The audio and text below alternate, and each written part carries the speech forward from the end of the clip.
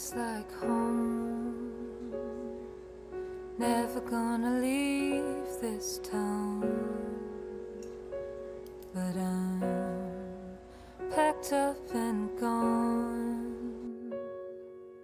Never looking back, not for too long, not for too long, not for too long.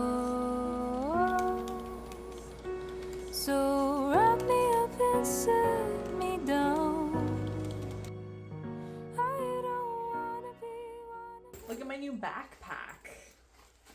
Ooh, you know what's really, really cool about it? So many pockets.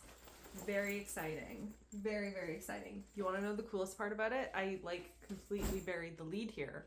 1 second. It's got a lunch pail. It's got a lunch pail that fits perfectly inside of it. Woo! I'll show you this better when I actually can. But the great part is that when you want to access the lunch pail, you can just grab it. Anyway, I'm very excited. I'm very excited about my new backpack, and I'm also very excited to welcome you to another writing vlog. Hello. Hi, how are you? It's been a minute since I vlogged, it feels like, and it's Sunday, which means it is the first day of my work week. I've had a very slow, chill Sunday morning. I spent a little bit of time reading, and then I sat down and I did a little bit of writing. I don't actually know how many words I wrote this morning, but writing felt good. I'm reworking the beginning of my book a little bit, and I'm just really taking my time, and I'm really enjoying it. After this 2K a day challenge, I feel like I've lost the ability to be patient with myself when it comes to putting down words. So I've really stopped checking my word count. I don't actually know how many words I wrote this morning, but I know I filled out some scenes with some moments that felt quite good, and I am slowly working my way through. And I don't know, there's just something about playing in your imagination at the beginning of your work week that feels so magical, and I feel so very lucky that I get to do this whole writing thing, and that also I have a full-time job that allows me space to spend my mornings writing, which is what I'm gonna do for the next 3 days. It's one of those days outside where it is incredibly hot, but there is a humidity in the air that is making me think it's going to be cooler later. So yeah, I think that's it. That's all. I actually have to leave for work now. So I'm gonna fill up my new backpack and let's get to it. Let's start the week. Let's see what writing adventure awaits us. The sky is changing from indigo into blue, and I am changing too, for the first and the last time. The earth is trembling, and I am trembling too. It makes me feel alive. It's the only thing I know.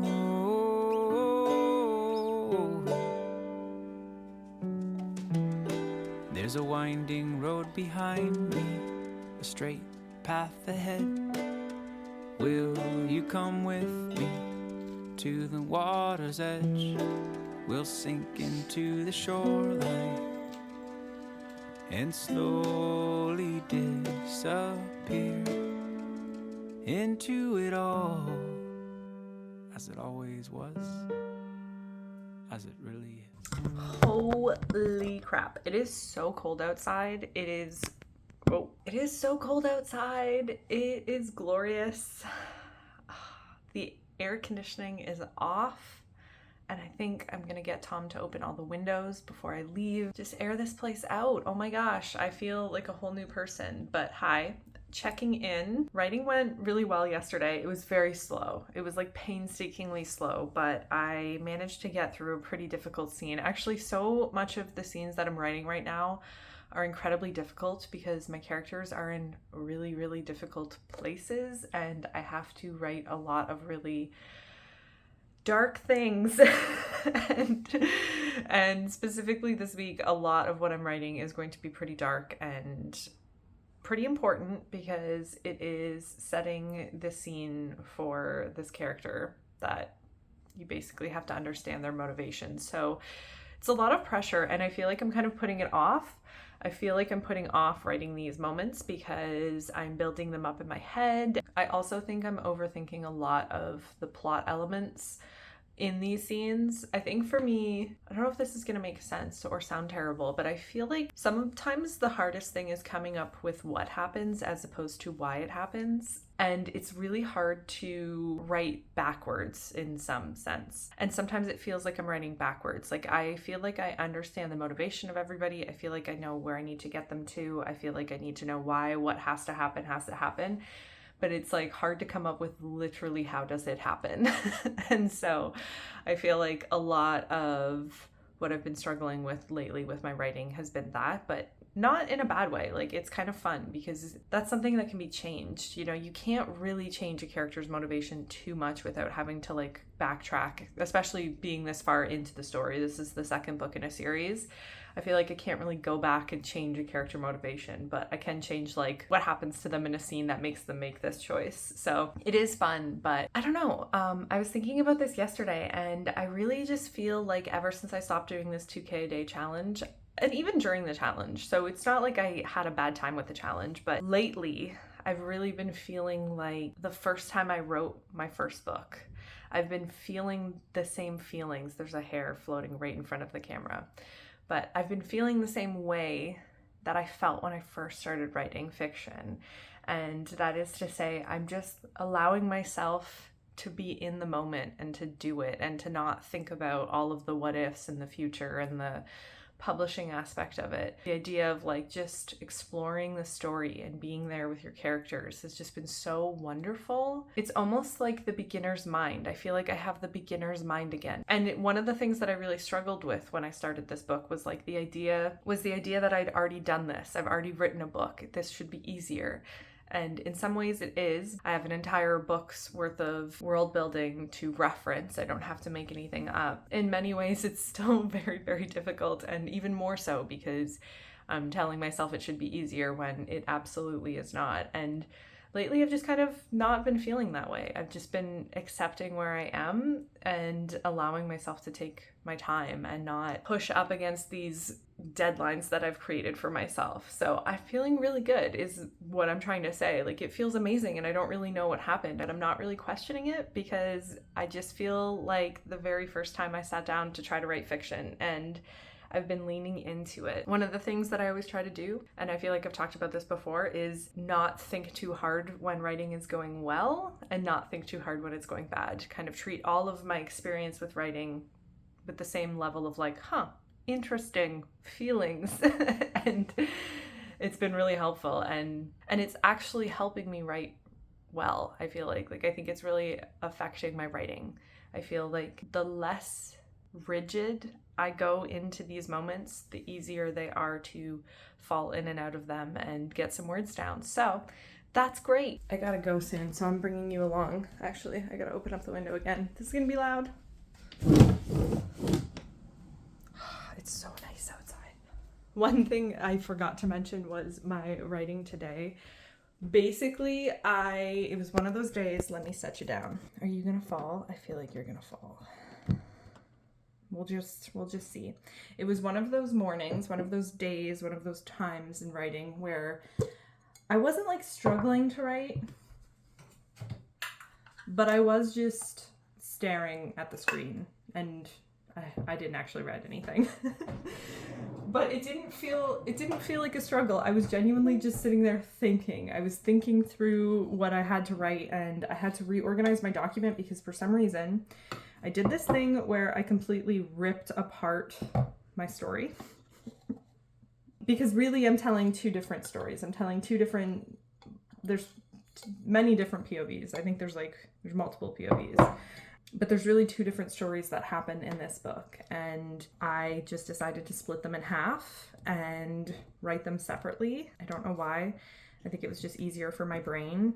And so my manuscript is completely obliterated. Like I have scenes everywhere. I have scenes everywhere in like different folders. Some are like half written, and I realized today that like one of them was like half written twice. Anyway, it's a mess. I don't know what happened.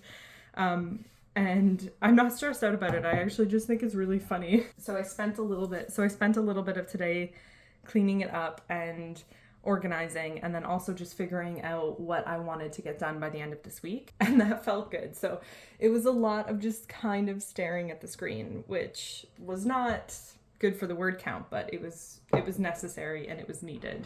And I don't know if my manuscript is more organized than what it was when I started this morning, but at least it feels a little bit better.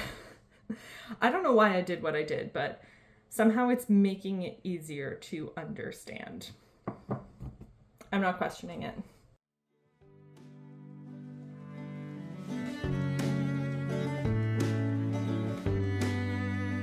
As it always was.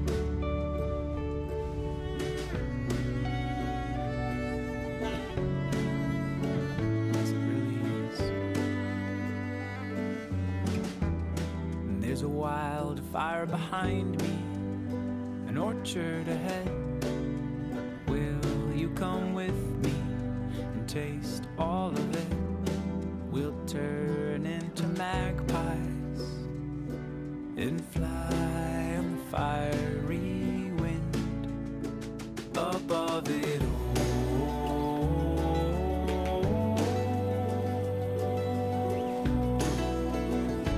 As it is.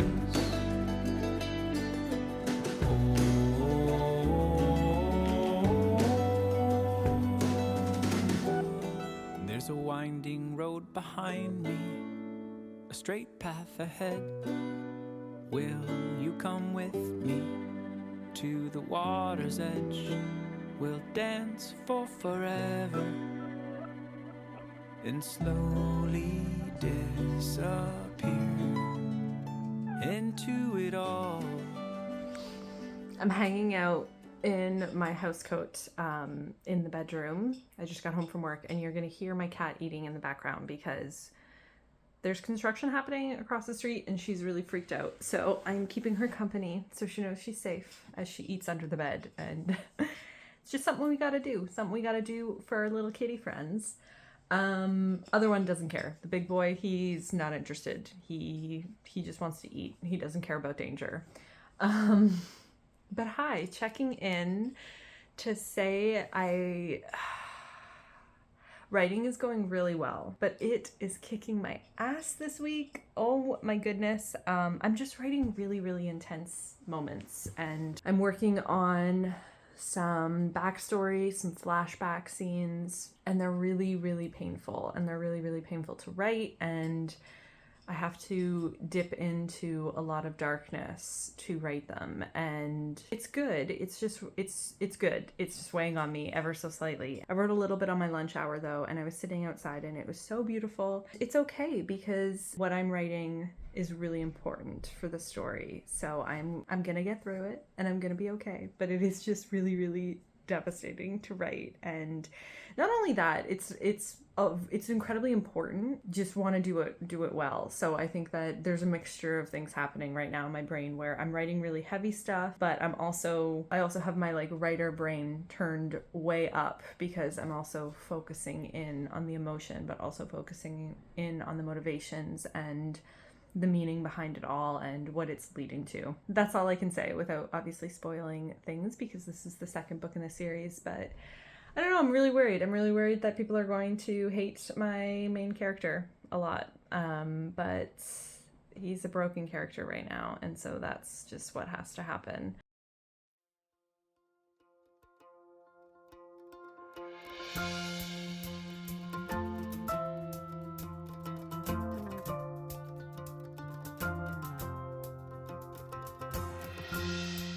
As our fortunes come to find our hands, and our worried bones fall back into place. We've been chasing fire and wind for too long. Now it's time to make some space of our own. Let's make some space.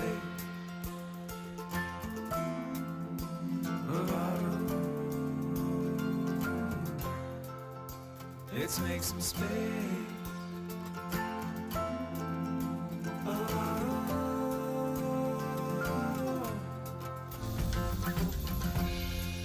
We could try to change the way things burn. Take a little step outside and stay warm. Either way, to me, you're my friend. I see you in this space we made at the end. Let's make some space for tomorrow. Let's make some space.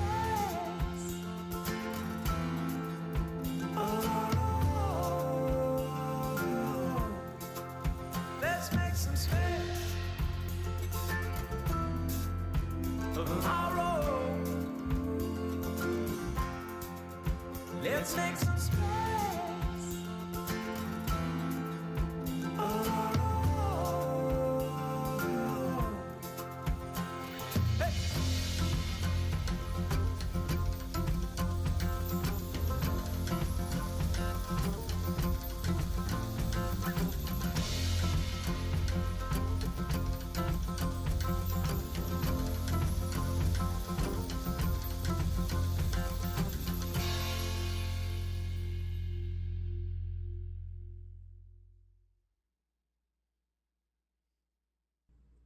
I'm gonna go write at a coffee shop. It's Friday. It's not my last day of work. I'm done work. I'm off every Friday and Saturday. So it is the first day of my weekend, actually. And I am gonna go to a coffee shop and I'm gonna write. I actually kind of want to just have a writing day. I want to spend as long as humanly possible writing today. So I don't know what that means. I don't know if that means I'm gonna write into the evening. We shall see, but I just want to get a lot of work done on the page and take my time and not rush. So that's exactly what I'm going to do. I'm showered, so my hair is like half dry, half frizz. It's a gorgeous day. Feeling good. Let's go. Let's go get some writing done. I actually feel like this outfit might be a little too cold. So I don't know. I might put on a sweater, or I might bring a sweater. I'll bring a sweater.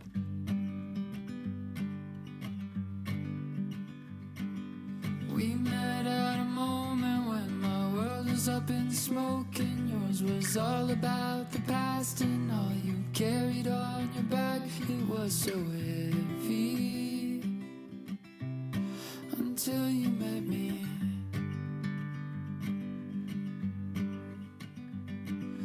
We made up a language so our words can finally match with what we're feeling for each other. Change our names so we can call on one another. No one gets me like you do. When I'm with you, the smoke begins to fade. When I'm with you, we can carry anything. When I'm with you, I'm ready for the ride. I hope you know I love you. I love you with my life. You think you're not so special, Dee, but I found you in the desert like a pond of living water where I rest my running thoughts. I think you saved me. Didn't even know my throat was so dry.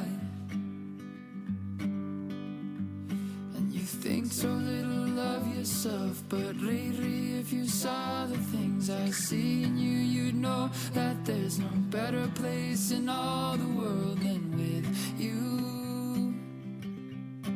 And everybody knows.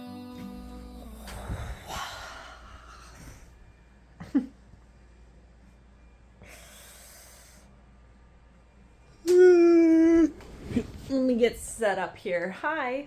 Hello, checking in. Checking in. It's been a day, and I'm not done. Roger's playing with his monkey. Look at him.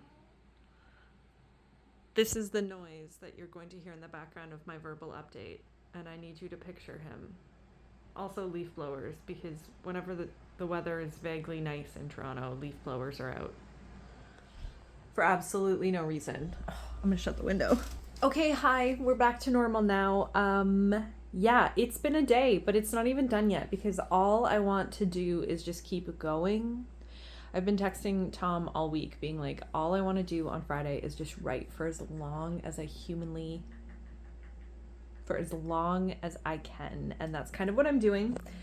So it's just after 5 actually. And I've been going since like 9.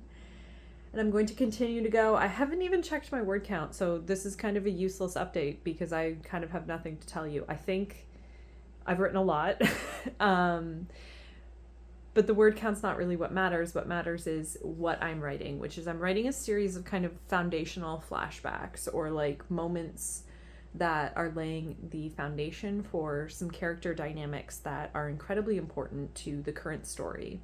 So whether or not all of these moments actually are going to take place in the book, I'm not sure. I think for the most part they are. They'll probably change a number of times because they are big first draft vibes right now, but it's really, really good work. It's really important work, and I feel pleased with it. I feel like it is going to set me up for success when I'm writing the main story. A number of things, though, that I wanted to talk about. One of the things that I really wanted to talk about that I've been thinking about is how I actually form scenes. One of the ways that I come up with scenes, I feel like is very common among writers, and that is a line of dialogue or an image or something sticks into your brain and you just write around that image. And with so many of these scenes, that is what is happening. I have lines of dialogue or I have these images in my head and I need to write to them, and that's what I'm doing. And I just keep getting more and more. I don't know if any of this is making sense, but it's going well. It's going really well. I've had a Red Bull, which is not something I normally do. So I'm feeling good. Feeling like I could, jump off this building and fly, but not going to try to do that. What I am going to do is I'm going to eat some pizza because the pizza is on its way, and I'm going to keep going and work kind of as late as I possibly can. Now, I'm old and I've never really been one for late nights, so that's not true. I used to be such a night owl, actually, but I'm not anymore. What I will say is that I'm no longer one for late nights. I'm no longer one for late nights is what I should actually say. So me going late is probably going to be me going to like 8 or 9 or 10. And then I'm going to curl up and I'm going to chill. I don't think I'm going to write anything tomorrow. I think I'm going to take a break from writing tomorrow because a day like today can really burn you out creatively. Even as fun as it is, it can still really empty the tank. So tomorrow will be a day of refilling the tank. But let's keep going. Let's see how late I can go. There's a shadow on the wall of an angel come to call and remind me of what I've always known. She whispers in my ear the words I can barely hear, but the meaning I can feel in my bones. There's a peace just outside my window. There's a war raging at my door. And there's a light.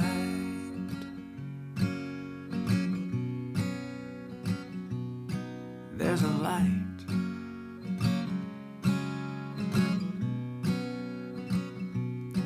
And if I close my eyes and go deep inside, I can see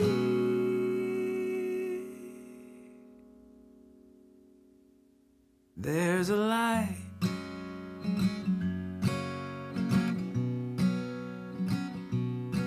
There's a light.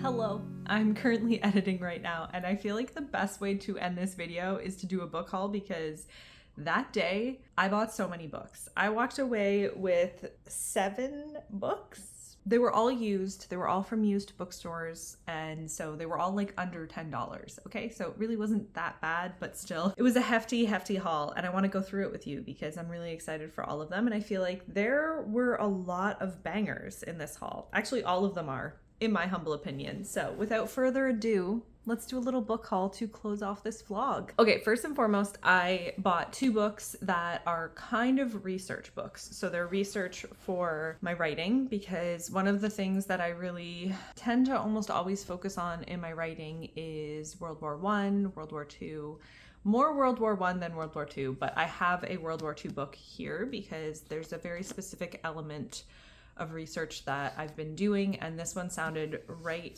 on point with that, and that is Defying Hitler by Sebastian Haffner. This is a book that was written in 1939, and it wasn't published until 2000 by this man's family. By the man who wrote it, his family published it.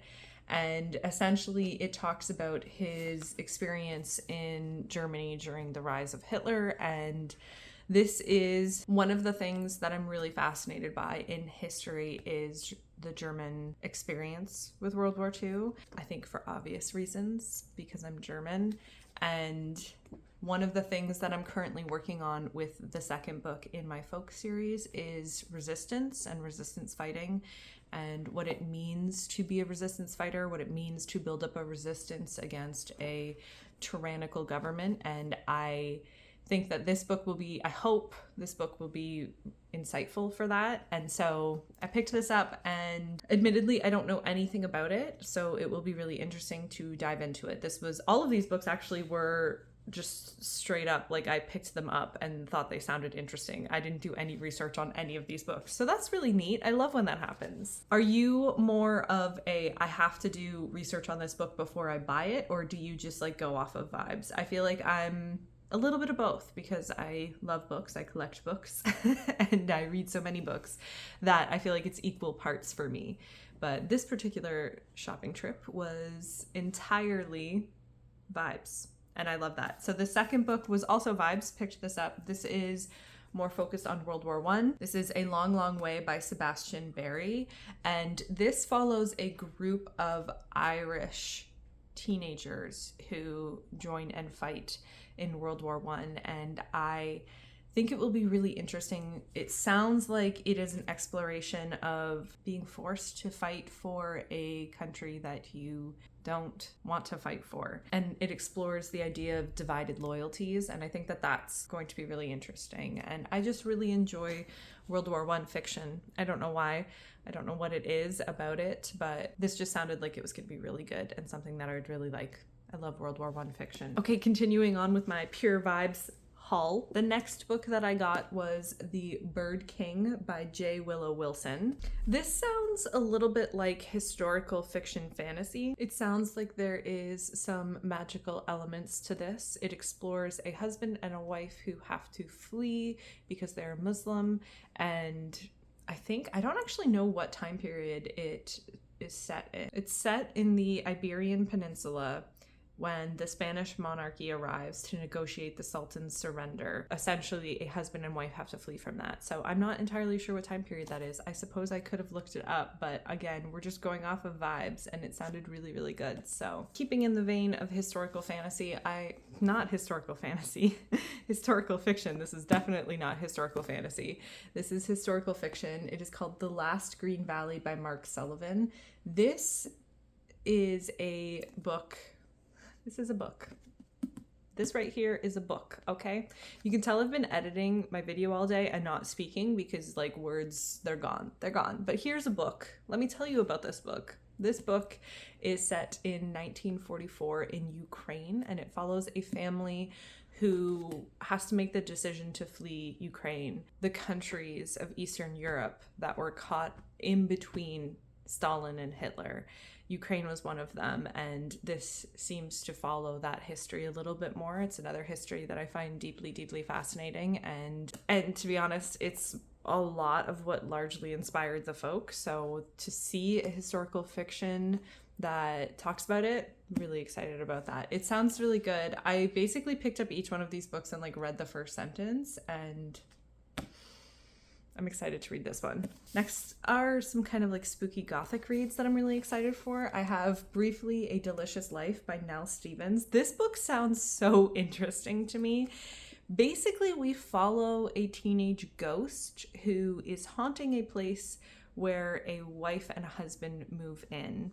And the ghost, she develops feelings for the wife, and it's a book about life and love and haunting, and I don't know, it just sounds really good. It sounds really interesting. It's set in modern times, but it sounds really gothic, and it sounds like there's a little bit of an exploration of like life after death. Actually, in fact, it says that right at the very end there, exploration of life after death, and I think that is gonna sound really, I don't know, I just don't think I've ever read a description quite like this, so I am very excited for this one. Next up, I have Devil House by John Darnell. Again, know nothing about this book, but from the back, I watch a lot of horror movies, so this might not make sense to a lot of people, but there's a horror movie called Sinister with Ethan Hawke in it, and it's about a true crime writer who moves his family into a house where a crime was committed, and he discovers secrets about this crime, and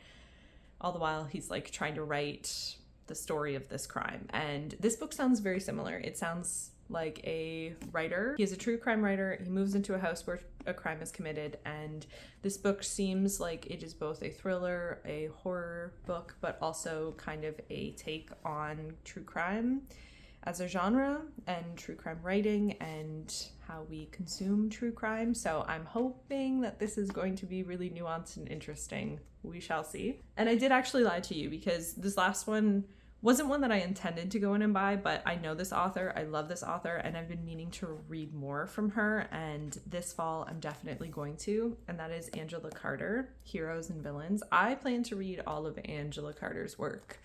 I love her writing. I find her writing to be delicious. The Bloody Chamber is one of my favorite books. I think that her prose is delicious. You can chew on her writing. It is satisfying, and I want to read more from her. And I was deciding between this one and The Circus. I picked up this one just because it was a little bit cheaper than The Circus, which I think is a little bit bigger of a book. But I'm gonna read them all anyway, so it doesn't matter. But I picked this one up, and I'm gonna read this in the fall. Very excited. What is this about, you ask? This sounds like typical Angela Carter, where it is vaguely fairy tale-esque, but kind of twisted and dark and grim and sensual is what I will say. So very excited for all the books. I have been in not a reading slump per se, but I have been reading so slowly, and I find that just is what happens when my writing is going really well. I can't like fire at all cylinders when it comes to both reading and writing. I find that I'm either writing a lot and my reading is slowed down, or I'm reading a lot and my writing is slowed down. But that's just the way it is. That's the way the cookie crumbles. And much like the theme of this video, I am savoring that. So that's it. That's my book haul. Thanks for watching. Thanks for being here. Thanks for caring. If you're here all the way to the end, woo, I just hit my light. But if you're here all the way to the end, thanks for watching. I don't want to make any promises, but life is starting to settle a little bit more. I am going to be moving to a new campus with the library that I'm working at, and so there's going to be a little bit of a settling in this next month, but my routine will finally be my routine, and it will be the routine that I will have for the rest of my life, or at least until this job is done. And so that being said, I feel like I'm going to be returning to YouTube at a more consistent basis. So thank you for being so patient. All of you have been so amazing. Honestly, I know that this is like not that big, not that deep, but like it's just really nice. It's really nice to be like, hey, I'm sorry I can't be as consistent, and then to get a lot of messages being like, I'm proud of you for like, I mean, some of you were so sweet. Some of you were like, I'm proud of you for making this call. That's so kind. So thank you. Thank you so much for being wonderful. But yeah, here's hoping for a more consistent fall. I'm feeling good about it. I'm feeling good about it because it's also my season to shine. Anyway, okay, I'm gonna stop talking now. Thank you. Thank you for being here. Bye.